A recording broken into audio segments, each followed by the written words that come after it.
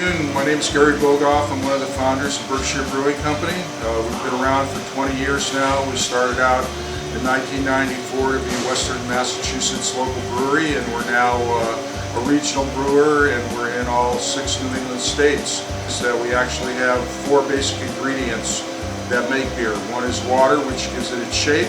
The second is malted barley that we use to extract sugar to ferment.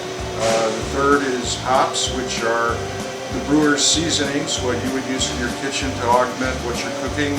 We use our hops to improve and balance the flavors of our beer.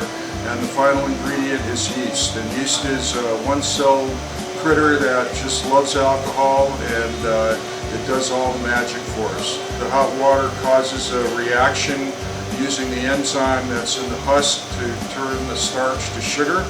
Once that conversion has taken place, we then rinse the sugars off of the barley and get all that liquid, which is called wort at that point, and we move it off into our kettle. We get the kettle up to a boil, and once it's up to a boil, we begin adding our hops. It usually takes about 7 to 10 days to ferment out a beer, at which point we take the yeast off the beer and we save that yeast for the following brew day. We actually go from generation to generation.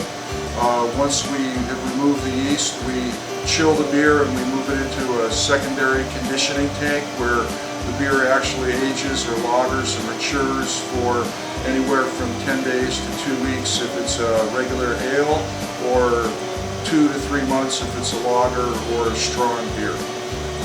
From there we go to packaging, and it's either draft or glass or cans. It all comes out of the same tank. It's all the same beer. You'll notice that in most craft beers the carbonation is rather light compared to some of the American premiums that are more carbonated and are actually gassy like soda is. So carbonation is there just to enhance the flavors of the beer and open it